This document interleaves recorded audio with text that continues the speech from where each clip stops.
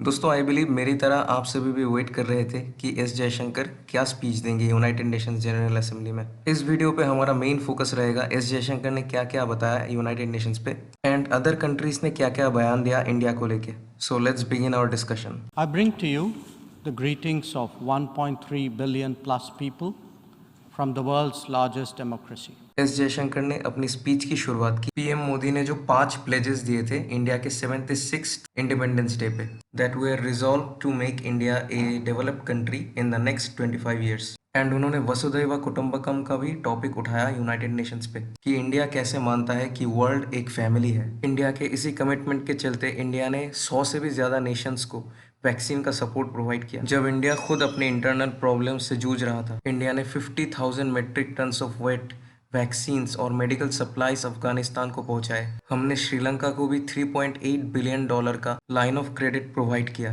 Myanmar को 10,000 metric ton का food aid and vaccine supply. उन्होंने ये भी बताया कि यूएनएससी को रिफॉर्म करने की जरूरत है because it is ineffective in so many cases. UNSC काफी ज्यादा बायस्ड और अनफेयर है। इंटायर कॉन्टिनेंट्स और रीजन्स के फ्यूचर जिस चीजों पे डिपेंड करती है उनको डिनाई कर देना। He called for serious negotiations on this matter. Modi ji ने जैसा कहा था कि this is not an era of war, ये हम मानते हैं। इसके विपरीत हमें डेवलपमेंट और कोऑपरेशन में ध्यान देना चाहिए। हमें एग्रेशन नहीं बल्कि डिप्लोमेसी और डायलॉग के थ्रू कोऑपरेट करना चाहिए। इसी के साथ उन्होंने ऐड किया कि अक्सर हमसे पूछा जाता है कि इंडिया किसके साइड पे है, यूक्रेन या फिर रशिया। हम स्टिल पीस की साइड पे हैं और हम यहीं पे रहेंगे। यूनाइटेड नेशंस का जो चार्टर है और उसके जो प्रिंसिपल्स है हम उसकी साइड पे हैं एंड हम उसकी साइड पे हैं which calls for dialogue and diplomacy as the only way out. India as a non permanent member जो कि अपना टेन्योर खत्म करेगा इस साल, इस दौरान इंडिया ने क्या क्या अचीवमेंट्स किए वो एस जयशंकर ने यूएन के सामने रखा। India has focused on concerns as maritime security, peace keeping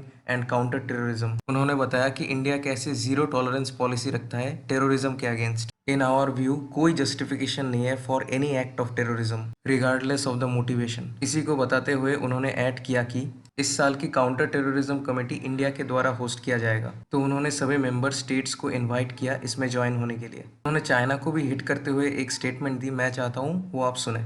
The United Nations responds to terrorism by sanctioning its perpetrators. Those who politicize the UNSC 1267 sanctions regime, sometimes even to the extent of defending proclaimed terrorists, they do so at their own peril. Believe me, they advance neither their own interests nor indeed their reputation. India has always espoused a cooperative, inclusive, and consultative approach to international relations. Sajid Mir, जिसको United Nations पे blacklist करने के लिए India और USA ने proposal रखा था, ये एक टॉप मोस्ट ऑपरेटिव है लश्करी तालिबा का जो कि इन्वॉल्व था 2008 के मुंबई अटैक पे। एंड चाइना ने इस प्रपोजल को रिजेक्ट कर दिया था। एंड ये फर्स्ट टाइम नहीं था चाइना के लिए, चाइना ने इससे पहले भी कई बार बहुत सारे टेररिस्ट को ऐसे ही बचाया था। जयशंकर ने एक अच्छा स्लैब दिया चाइना को ये मैसेज सेंड करते हुए। एंड गाइस अभी बात कर लेते हैं अदर कंट्रीज ने कैसे प्रेज किया इंडिया के मूवमेंट्स को। इंडिया सिर्फ वर्ल्ड का 5th लार्जेस्ट इकोनॉमी नहीं है, इंडिया वर्ल्ड का लार्जेस्ट इकोनॉमी है in terms of its heart, compassion, humanity and अपने प्रॉफिट्स को भूलते हुए दूसरों की मदद करना। जमाइका के फॉरेन मिनिस्टर ने इंडिया को प्रेज करते हुए क्या कहा, ये स्टेटमेंट मैं चाहता हूँ आप सुने।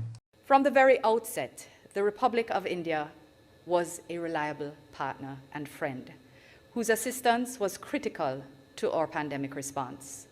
Despite its own challenges and responsibilities, as just elucidated by our colleague Hugh, enabled by its advanced pharmaceutical capacity, India embraced a holistic and outward-looking vaccine diplomacy strategy. As a result, Jamaica was able to secure its first life-saving vaccines from India. While others chose to withhold supplies, India's vaccine outreach exemplified its principles of equality and mutual benefit. We are deeply grateful and remain so to the government and people of India, led by His Excellency Sri Narendra Modi and indeed our friend Dr. Jaishankar. जब इतने सारे countries मिलके India को thank कर रहे हैं तब कुछ तो हमें पता चलता है कि कोई तो बात है हमारे इंडिया पे जो इसे सभी दूसरे देशों से अलग बनाता है। And last but not the least, Russia के फॉरेन मिनिस्टर ने इंडिया को एक परमानेंट सीट देने के लिए यूएनएससी पे सपोर्ट किया। We see the prospect of making the Security Council more democratic exclusively through broadening the representation of the countries from Africa, Asia, and Latin America. We note India and Brazil in particular as key international actors and worthy candidates for permanent membership within the Council. ये समझ में नहीं आया कि इनका translator female क्यों था। खैर कोई बात नहीं। तो दोस्तों ये सब बातें हुई थी यूएनएससी पे। As I am new to geopolitics, please pardon me if I made any mistakes. And if you are new to this channel, consider subscribing. Thank you for watching. Bye. Jai Hind.